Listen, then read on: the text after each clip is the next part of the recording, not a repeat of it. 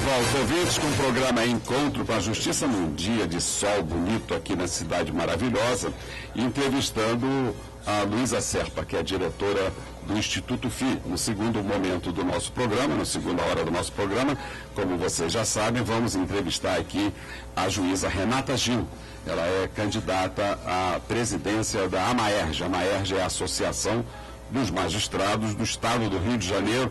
Então participem, formulem as suas perguntas e continuem ligadinho aí na manchete 760, que é importante a sua participação no programa Encontro com a Justiça. Mas estava falando, Luísa, antes do intervalo, que também é financiado uma orquestra e coro Nova Sinfonia. E eu fiquei apaixonado pelo filme Os Filhos de Bach, que passou no Festival do Rio de Janeiro, que é justamente a história de um professor de música alemão que se encanta com uma escola de adolescentes envolvidos em conflito com a lei, esses que ninguém quer.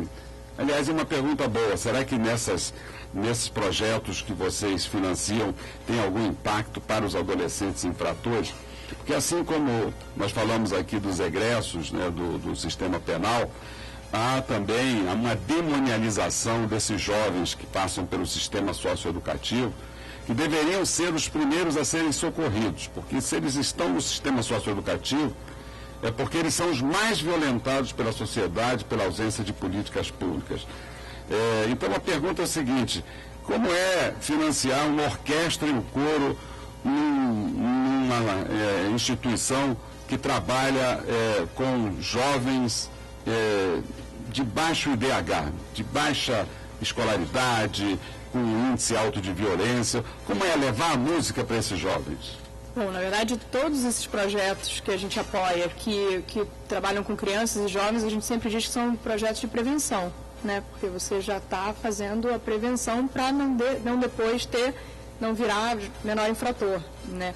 E, inclusive, a Agência do Bem, ela está em conversa para tentar levar esse projeto para dentro do DEGASE, porque a gente acha realmente que bons projetos precisam para os lugares que mais precisam, né? Então, levar música para jovens, a gente descobre talentos que a gente nunca poderia imaginar. Na Agência do Bem tem uma família que todos os 3 filhos, eles são super talentosos. Então, sem essa oportunidade, é um talento que fica desconhecido. Fica encoberto. Exatamente. Né? Então, existem alguns projetos, além da Agência do Bem, aqui no Rio, que levam música para comunidades carentes e o resultado disso é excepcional. Então, na verdade, qualquer bom projeto que você leve para um lugar carente, né, de oportunidades, você consegue ver talentos assim que você nunca imaginava. Muito interessante, que aí eu vou aproveitar essa sua fala, essa sua participação, para já fazer uma provocação para a nossa candidata Renata Gil, porque nós, juízes, nós temos assim um potencial financeiro, econômico, nós ganhamos bem, muito grande, né? E poderíamos, nós, juízes, assumir esse compromisso social através da Associação dos Magistrados do Estado do Rio de Janeiro para direcionar, por exemplo, para o Instituto FI, que é um instituto sério, um instituto que presta contas, que tem toda a transparência, e nós, magistrados, então, aportaríamos recursos aí para ver os resultados positivos como o Instituto FI apresenta e com toda a transparência no seu site, com toda a prestação de contas, não é isso? Perfeito, exatamente isso que a gente busca, esses movimentos. Assim como o pintor veio aqui se oferecer, nós temos também, como pintor, alguma coisa nossa de bom para oferecer, não é isso? Médicos e, na verdade, toda a sociedade tem coisas boas para oferecer. Eu acho que a gente precisa, você tem toda a razão, né? Essas parcerias, e se elas puderem ser institucionalizadas, fica melhor. Eu dou a integralidade do valor que eu recebo do auxílio educação para a creche Bom Samaritano, né, que é dirigida pelo reverendo Moza Noronha, que inaugurou aqui, né, a nossa primeira apresentação aqui pela Manchete. E hoje eu vou doar algumas horas, né, para conversar com ele sobre uma questão.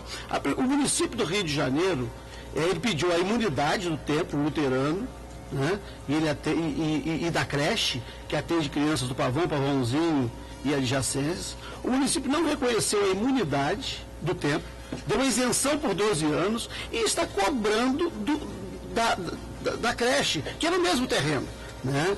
Eu digo, olha, isso tudo é imune. Né? Essa imunidade, essa que a Constituição protege, não é aquela outra do Jesus.com, né? Do Porsche KM. Né? Então você tem direito a... você me explica melhor, isso tá bom, então a gente pode se reunir e a gente conversa. Então hoje eu vou doar algumas horas, né? Até esse objetivo, olha, o que o outro faz é que não poderia ser feito. No seu caso, você tem direito à isenção, você tem direito à imunidade. Deixa-me exercer a minha função de moderador, não é? Você não vai defender o Jesus.com, não vou defender. Até porque não é Jesus.com, é Dimas.com, porque é o nome do ladrão que fica. Mas veja como é difícil. Né? Aliás, eles se sentam até afastados de mim, até para que eu possa ouvi-los. Controlar a distância. Mas o fato é que, veja como isso é difícil, porque nós estamos aqui entre o comportamento individual, né, particular, né, como acabamos de ver, e o comportamento social, institucional. Né, são coisas diferentes. Né, porque você levar uma instituição em especial, aqui será dirigida pela nossa Renata, é muito difícil. Sabe por quê, ouvinte? Como é que a associação vai fazer para ajudar o Instituto FI e também ao Rotary, ao Lions, ao... é de empresário. Não é bem isso. Se o senhor me permite. Mas não é. Também, nós somos empresários que se reúnem institucionalmente e acabam, pode ser pontual, mas acabam dando cadeira de roda, acabam dando dentadura. Alguém recebe. Então, ouvinte, veja como isso é difícil. Uma coisa é nós, individualmente, né, passarmos e lançar a moeda ao chapéu do pedinte.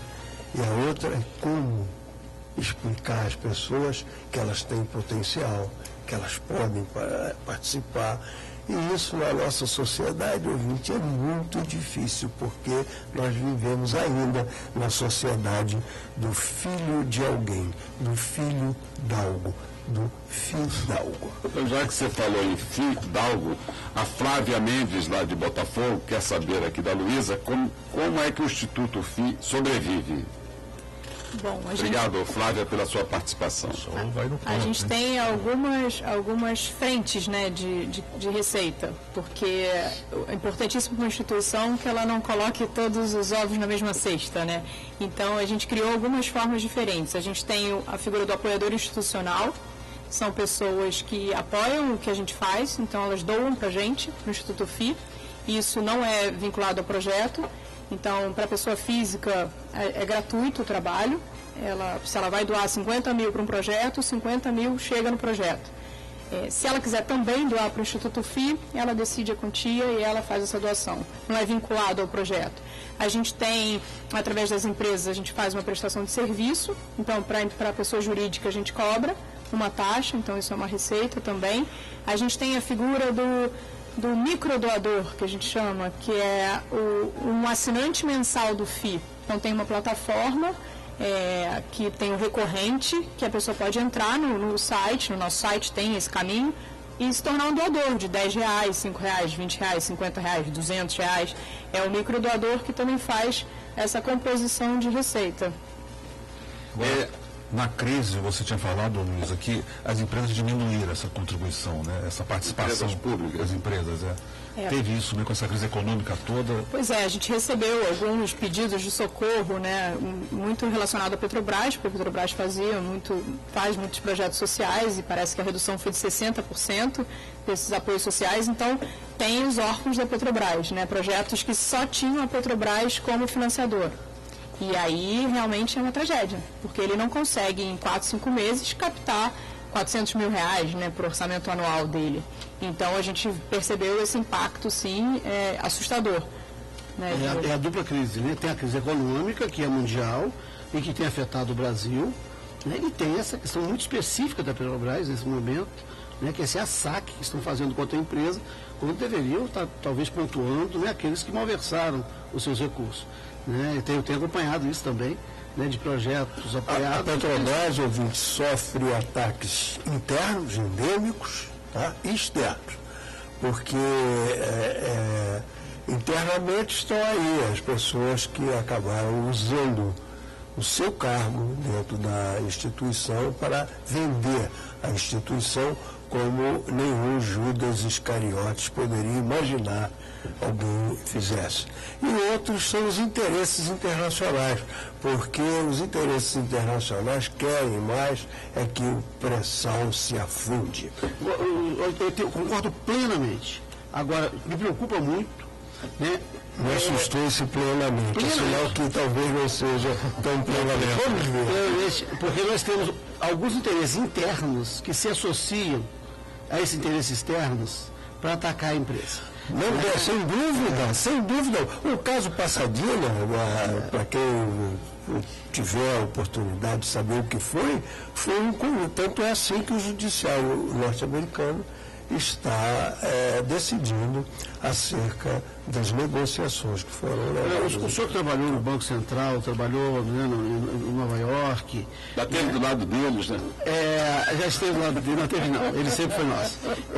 Tinha uma empresa que, aliás, que é quem inaugura o jornalismo no Brasil, né, que era o Repórter Esso, né, nos anos 40, quando ainda não tinha Petrobras. O senhor não era nascido, o senhor está falando, mas eu só ouviu dizer, historiador, cientista político, muito antes desses grupos surgirem, quem fazia o jornalismo era por meio, né, de uma empresa norte-americana, que era o Repórter Esso. E ela usava Esso aqui, no mundo inteiro era Exxon. Neste ano, o prêmio Esso jornalismo não chama mais prêmio Esso. Ela assumiu o nome Exxon. Esse que é a marca, que é o território norte-americano. O trilho de novo. Isso, estava precisando. Né? O professor Luiz, então, a senhora falou que estava se expandendo para São Paulo, o Instituto, é isso? Exatamente. Em janeiro do ano que vem a gente vai ter uma filial em São Paulo. Em São Paulo não tem nenhum instituto semelhante, não tem nada? Na verdade, a gente tem o parceiro que é o Instituto ASE, que atua só com pessoa física de alto poder aquisitivo. Então, a gente vai atuar com pessoas abaixo do valor mínimo que o Instituto ASE tem. E a gente, de agosto para cá, eu tenho ido frequentemente fazendo várias reuniões e não tem ninguém fazendo esse trabalho que a gente faz, de intermediário, de ponte. Então, a gente... Tem um grande pool de empresas, né, de indústria em São Paulo, que é um mercado... Exatamente. Ótimo. E a senhora tem observado, quanto tempo tem o Instituto FI? A gente nasceu em março do ano passado, tem 1 ano e meio. Então não dá ainda para observar se está havendo um crescimento dessa solidariedade, porque o Eduardo Ramos, desculpa que a gente está falando tanto em rato aqui que a cadeia me comunica. Desculpe. Leva isso, né? Eduardo Ramos. Ao contrário, Ramos. Isso aí. Ele está dando parabéns ao projeto do Instituto FI. Né? E ele acredita que a iniciativa do Instituto vai tem impactado a vida de todos na sociedade. E ele vai além, divulgar a cultura da doação, da solidariedade, do amor ao próximo. Portanto, ele está dando parabéns aí por doar e fazer o bem. E parabéns aí ao Instituto FIA. Luísa, só para tirar uma dúvida minha aqui, a gente tem um costume de dar esmola na rua. É justamente diferente, né, do sentido de fazer uma doação, não é institucional, mas ela tem um alcance organizado. Né? Você não dá nada para ninguém, que eu te conheço por muito toda a vida. Não, é verdade. Não, isso não é verdade. Ele acaba de fazer uma contribuição generosa e que vai impactar nas relações pessoais de muita gente. Aqui eu sou testemunha disso. Nesse caso específico, eu sou obrigado a concordar. Não, mas essa questão da esmola, você evolui isso para a doação? Seria isso, não? Porque a doação é uma forma organizada, né, de você apoiar e saber o que resultados aquilo tem, né? Então, quando você dá esmola, você não sabe exatamente se ele comprou cachaça ou se ele comprou um sanduíche, né? Então, a doação, sim, é uma forma de organizar essa sua para retirar essa pessoa dessa forma dependente, né? E por instituições que façam um trabalho disso, né? Cada um tem a sua experiência. Então, cada organização trabalha com um público específico e sabe como fazer. Você dá uma esmola, você mantém aquele pedinte na condição de pedinte, né? Você não dá uma outra oportunidade. Exatamente, essa é a pergunta do Maurício, lá da ilha. Muito interessante. O Maurício lá da ilha pergunta o seguinte, as ONGs que vocês ajudam, têm projetos que possam depois ter a autossustentação depois de um tempo de execução? Exatamente isso que ele quer perguntar. Muito boa pergunta, Maurício. Muito obrigado pela sua participação. Bom, alguns sim, outros não. Tem alguns que eles nunca vão ser sustentáveis, né, como a palavra que a gente usa, porque o fim do projeto, o objetivo final, ele não consegue trazer recurso para ele. Então, assim, projetos que tenham alguma relação com venda ou possam criar um produto que seja vendido para reverter renda, esses conseguem. Ou convênios, né? Tem algumas creches comunitárias que não tem nem convênio com a prefeitura. Então, quando elas conseguirem alcançar esse patamar, né? Porque tem algumas regras para isso, elas podem melhorar essa sustentabilidade. Mas alguns projetos não, eles vão sempre precisar de apoio. Esses convênios com a prefeitura, e aí volto lá na creche Bom Samaritano, e a creche vive um problema muito sério, ela tem 100 crianças, né, por 4 anos, né, dos 2 aos 5 anos, inclusive, e ela tem problemas que ela pega, assim, seleciona 25 por ano. Então, 100 crianças, todo ano entra 25, sai 25. É selecionar os miseráveis dentre os miseráveis. Quem é o mais miserável? E aí, um convênio da prefeitura, a prefeitura ficava com 20% dessas vagas. E aí tinha um problema, porque quem a prefeitura selecionava não era miserável. Era gente pobre, era um cara de classe média baixa, era o filho do porteiro que trabalha ali em Ipanema, que não está, né, como aqueles miseráveis ali do Pavãozinho, Vietnã, Caranguejo, né, que são lugares que têm uma população abaixo da linha da pobreza, já na linha da miséria. E aí tinha esse problema, eles acabaram rompendo o convênio com a prefeitura, porque vai o filho do cabo eleitoral ao invés de ir o miserável. Mas isso é um problema complicado também quando vai o poder público. Filho do cabo eleitoral, é isso mesmo. Esse é o grande problema da assistência social, por exemplo. Né? Quer dizer, é uma pena que o tempo esteja terminando, porque a gente sempre volta a explicar o que é serviço social, que as pessoas confundem muito, né? Pois, eu queria dar esse minuto final do nosso programa para suas palavras finais, agradecendo, porque você realmente iluminou muito o programa Encontro com a Justiça. As pessoas que querem ajudar, fazer o bem, já tem um caminho, o Instituto FII, entrar no site. E queria dar esse minuto final para você se despedir e falar das suas impressões aqui do programa Encontro com a Justiça. Eu quero agradecer esse espaço, porque a gente tem dificuldade de ter espaço para falar de coisas boas que acontecem na nossa sociedade. Então, é um privilégio poder participar durante esse tempo todo, podendo esclarecer perguntas. Então, façam isso, façam mais, que a gente consiga contaminar a mídia com boas notícias, com boas práticas, e que esse espaço realmente cresça, porque tem muita coisa boa acontecendo. E a minha mensagem para cada um, para cada ouvinte, se comprometa de alguma forma com alguma coisa. Olha para o lado, vê quem precisa de ajuda, o que você pode fazer e faça. Não pensa em uma coisa gigante, começa com simples, que a gente consegue transformar a nossa sociedade. Parabéns.